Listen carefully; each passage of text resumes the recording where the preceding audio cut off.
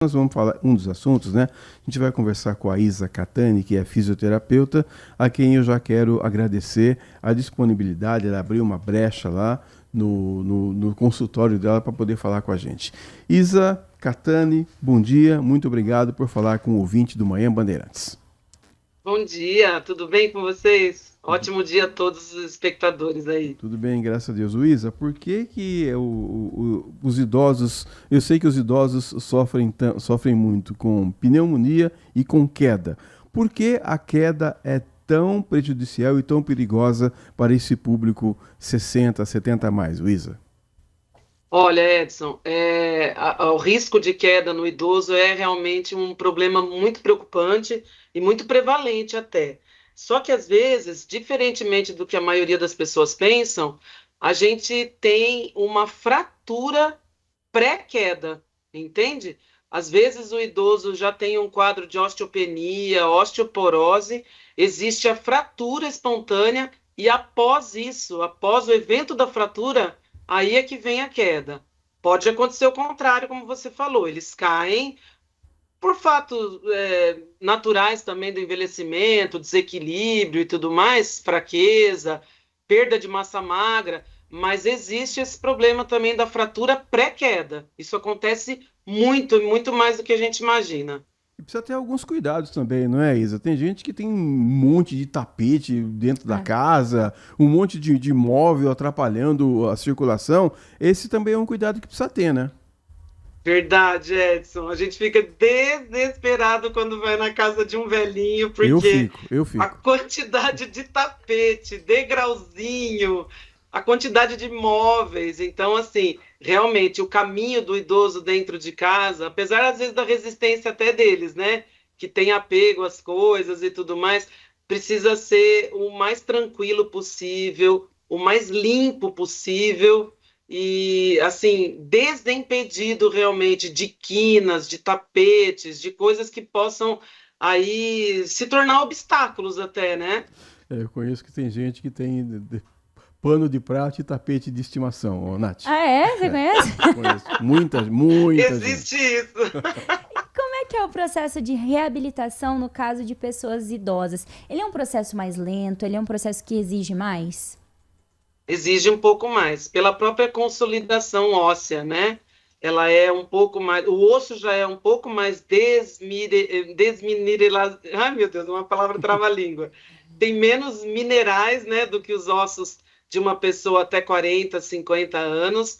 Então, essa mineralização requer aí um pouco mais de tempo, né?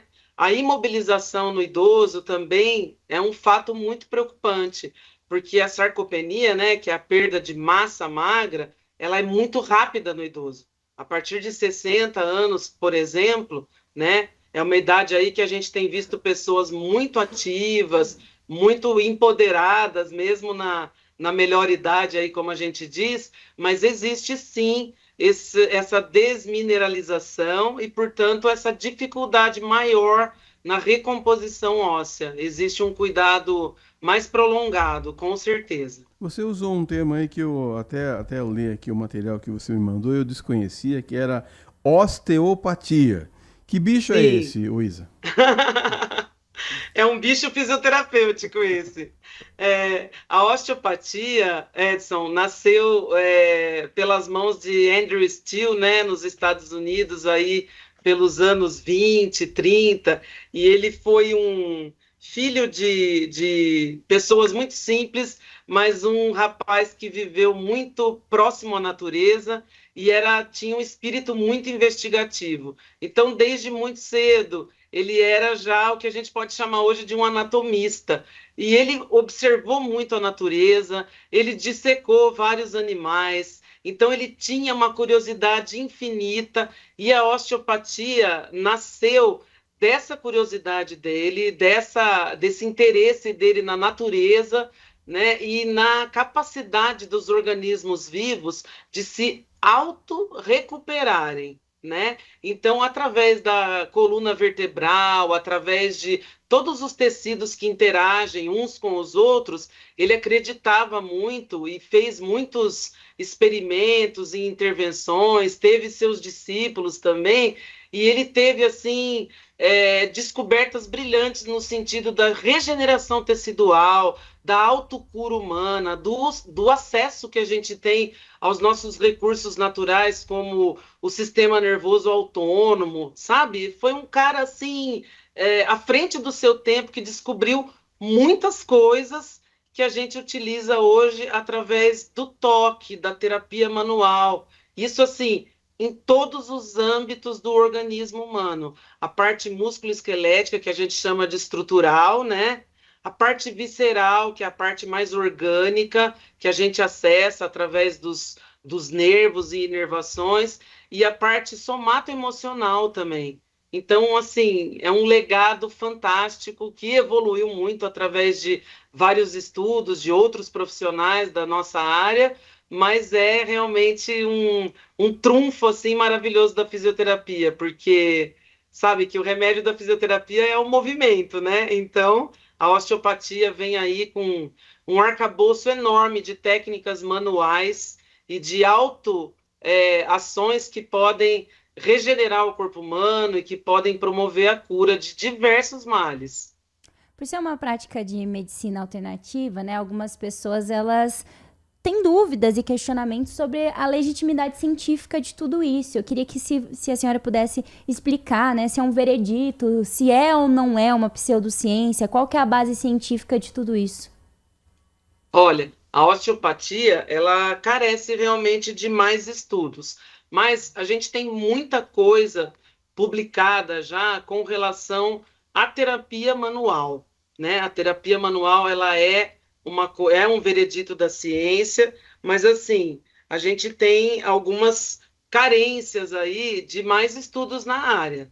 Só que a osteopatia, ela não pode ser entendida como uma manobra específica, como um ato terapêutico em si. Ela é mais uma ferramenta do fisioterapeuta, é uma ciência aí que abrange o ser humano como um todo, e a avaliação de um osteopata, ela é, vamos dizer assim, mais aberta, mais completa, no sentido de olhar o ser humano como um todo, corpo, alma, espírito, história natural da doença, mas a terapia manual é sim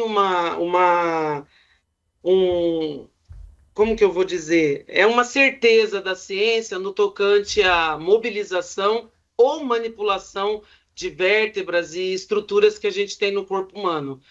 O efeito é o mesmo, a manipulação que eu digo é aquele famoso crack, né? Mas a mobilização, que é um movimento repetido, que é um movimento que vai aos poucos reorganizando aquela estrutura, tem o mesmo efeito, isso é provado cientificamente, tem muitas publicações nessa área.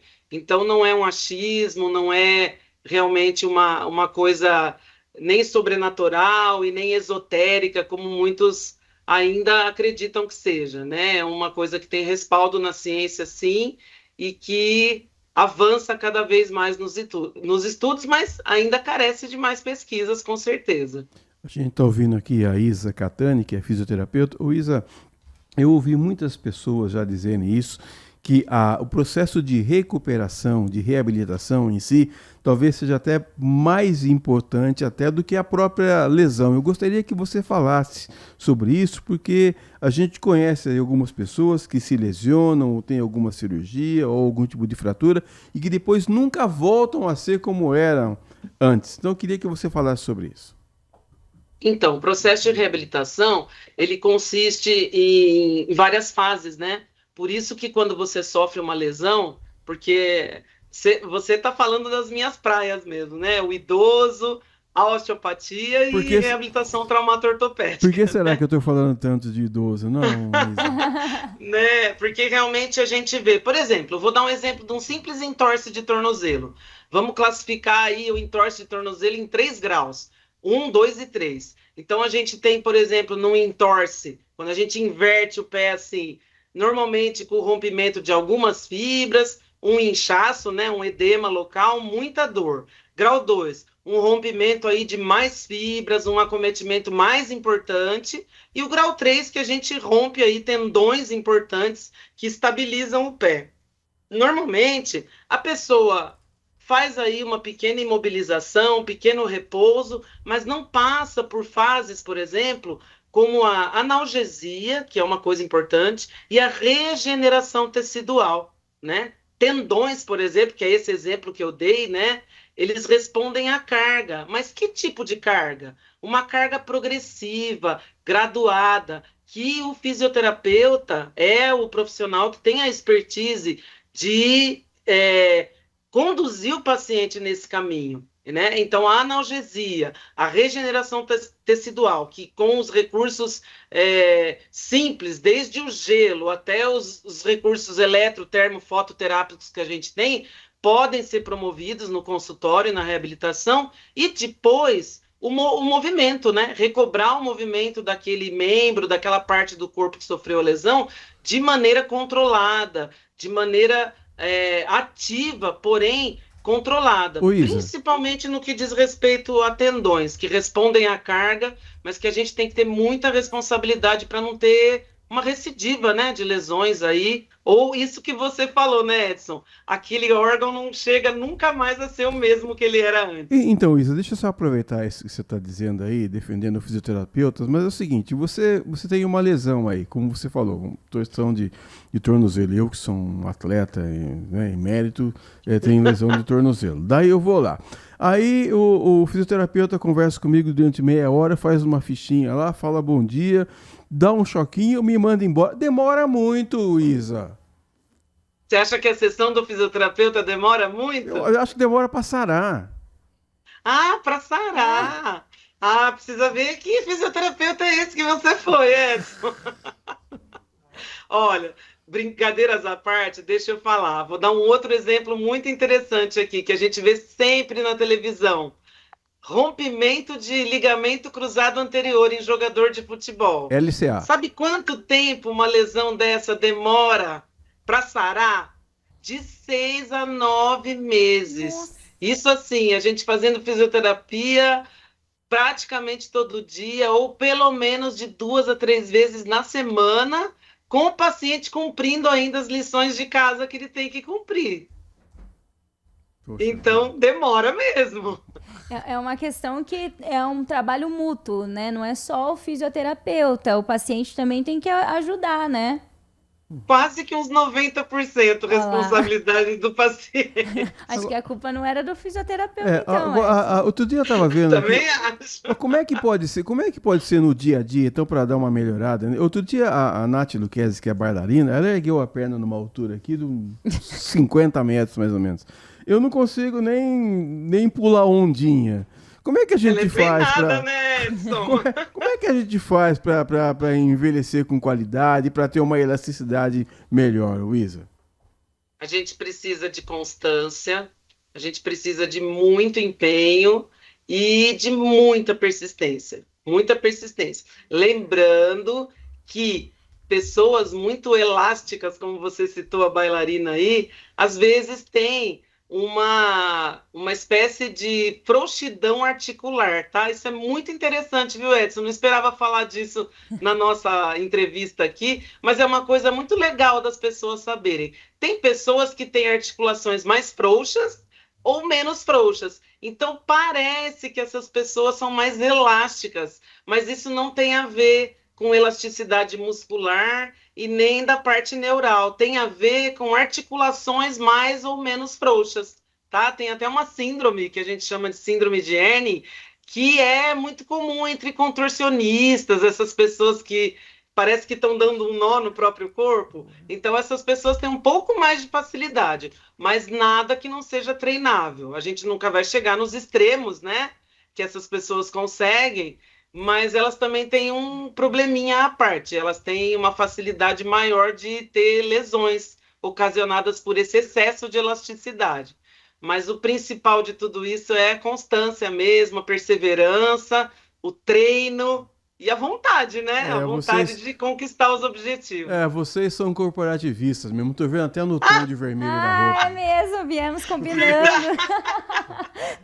É uma questão também que eu acho que acomete muitos idosos, não só os idosos, né, mas a hérnia de disco. Ela pode ser prevenida? E se existe um mito, né, por trás de tudo isso, que às vezes um exercício físico com muito peso, uso de muito peso ali no agachamento ou em qualquer outro tipo de exercício, possa ser que agrave ou que faça você ter hérnia de disco. Isso é mito ou verdade? Tem um pouco de mito e um pouco de verdade, tá? Vamos falar assim. As hérnias de disco, elas têm várias classificações, tá? Elas têm indicações cirúrgicas também, em alguns casos, mas, para surpresa de muitos, ela tem também o que pode acontecer fisiologicamente, que é o que a gente chama de reabsorção. Então, é muito importante a gente avaliar, primeiro, a clínica do paciente, né, que possui hérnia de disco, porque eu vou falar para vocês, se a gente for fazer num público assintomático, que não tem sintoma de dor, uma ressonância magnética, e vamos pegar 100 pessoas sem sintoma, 100 pessoas vão fazer essa ressonância magnética. Pode acreditar que umas 92 pessoas vão ter hérnia de disco e não tem sintoma nenhum. Então, é muito relativo o diagnóstico da hérnia de disco com a clínica do paciente. E a gente, assim, sabendo orientar um exercício específico para aquele paciente, tirar um pouco essas informações que são nocebo, que a gente chama, né? Olha, você não pode fazer nada, você não pode ter muita carga. O que a gente precisa ter? A gente precisa ter um fortalecimento direcionado, consciente e dirigido também por um profissional competente, né? A hérnia de disco, ela não é um veredito, ela é só um diagnóstico e ela pode, sim, ter uma reabsorção, ela pode ter um manejo como uma dor crônica, sem ter escapes de dor mais, que são os flare-up, que a gente chama, né? Que são as crises, os travamentos. A gente pode, sim, manejar um paciente de dor crônica sem esse tipo de crise, e a gente pode também, eventualmente, indicar os pacientes para uma cirurgia, dependendo do estado dessa hérnia, do estado de acometimento, o que isso está implicando na vida do paciente.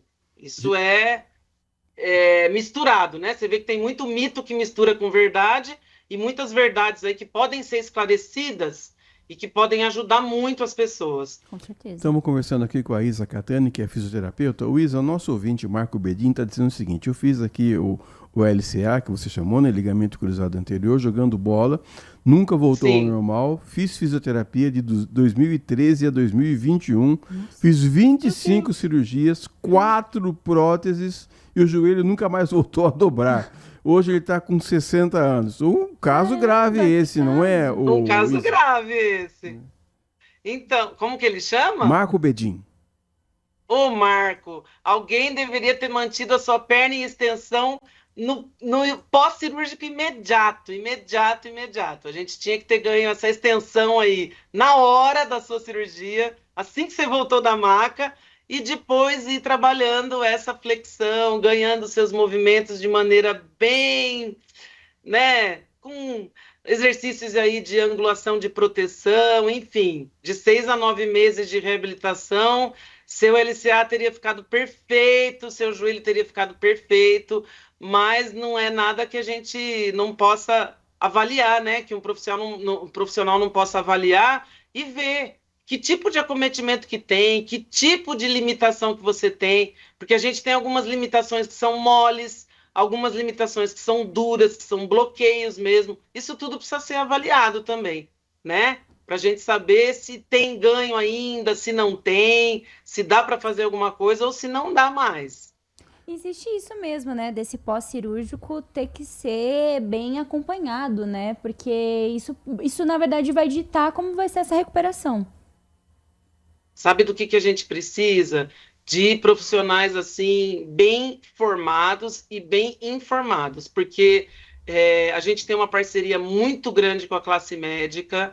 eles são os cirurgiões, eles sabem o que foi feito naquele joelho, naquele fêmur, naquele tornozelo, e a gente precisa ter essa relação estreita, porque dependendo da técnica que foi usada numa cirurgia, é um tipo de abordagem que a gente vai ter na fisioterapia. Então não adianta a gente querer ter assim essa rixa, essa inimizade com a classe médica, principalmente quando a gente trabalha com reabilitação traumato-ortopédica. A gente precisa ter uma relação estreita com o cirurgião, porque isso o tempo todo afeta o nosso paciente e implica no nosso procedimento pós-cirúrgico também. Então aí existem algumas relações de confiança que são bem legais, mas tem histórias tristes também da gente ver cirurgiões aí, olha, não vá para a fisioterapia porque eu morro de medo que algum fisioterapeuta estrague a minha cirurgia. Isso é fato também, pode acontecer. Mas eu acredito que a fisioterapia tem crescido muito, que os fisioterapeutas têm se preparado muito e que a gente tem uma rede aí de conhecimento que se espalha cada vez mais, que se ajuda cada vez mais, muito diferente do que era aí pelo menos 15, 20 anos atrás. O Isa tem duas perguntas a mais para você aqui. Uma delas é do Adriano Vermelho. Ele diz assim: ó, eu tenho dois exemplos. A minha tia mais idosa foi matar uma barata, caiu, quebrou o fêmur, mas hoje está firme e serelepe. Já fez tudo certinho. Já o irmão dela, fisioterapia completa, tudo certo. O irmão dela, bem mais novo, caiu ano passado também, quebrou o fêmur, mas infelizmente faleceu depois da cirurgia. Ele tinha uma forte depressão. Então ele está perguntando se a gente pode concluir então que a cabeça é sempre o primeiro órgão a ser tratado. Se vocês, fisioterapeutas, também se preocupam com esse lado do paciente, se responde para o Adriano Vermelho. Olha, Adriano, a gente se preocupa muito porque toda lesão, toda doença crônica ou aguda, qualquer coisa que a gente aborda num paciente, a gente vê um componente, pelo menos na minha cabeça de fisioterapeuta osteopata, e eu vejo que tem muitos colegas nessa vertente, que eu tinha comentado com o Edson na nossa conversa aí informal outro dia. A gente tem uma abordagem do paciente hoje em dia, que é o nosso modelo científico hoje, que é a abordagem biopsicossocial. Então, o contexto do paciente, o contexto da cabeça do paciente, como ele recebe aquele trauma, como ele recebe aquela questão pela qual ele foi acometido, é muito importante para nós e é determinante na recuperação ou na falência do tratamento desse paciente. Então, sim, a sua pergunta é muito pertinente e o estado assim geral do paciente, biopsicossocial, é muito importante para nós e é uma coisa assim que a gente jamais pode negligenciar. Tá? Então, não sei se eu respondi sua pergunta, mas isso importa e muito para nós. Como é que é o trabalho, né, dessas pessoas que estão acamadas? Como que é feito esse trabalho? Qual que é a importância do movimento mesmo nessas pessoas que estão num leito? Ó, pessoas acamadas, para vocês terem uma ideia, uma pessoa assim normal, teve um mal súbito, alguma coisa mais leve, e que fica acamada pelo menos por 24 horas num hospital, ela perde uma coisa que a gente chama de reflexo barostático. Então, se essa pessoa for levantar no dia seguinte, ela já tem um acometimento aí de circulação, ela perde um reflexo importante que a gente tem, que é a capacidade de manter o sangue circulando nas partes mais altas do organismo, mesmo quando você está em pé. Porque a gente tem aí atuando a força da gravidade e tudo mais, e a 24 horas de leito já faz um prejuízo muito grande nesse reflexo. Então, a importância da gente movimentar o paciente acamado é justamente essa, manutenção desses reflexos, né? Estímulo para as áreas de fácil perda de massa magra. Então, a gente precisa muito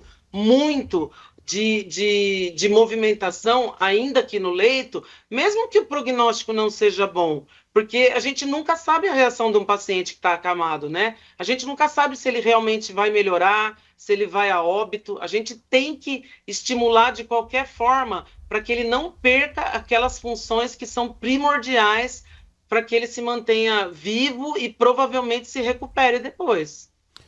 Isa Catani, fisioterapeuta, muito obrigado pelo tempo que você dedicou aqui ao ouvinte do Manhã Bandeirantes, pelos conhecimentos que você compartilhou aqui, pelas dicas que deu também. Muito obrigado, viu? Eu que agradeço vocês, viu?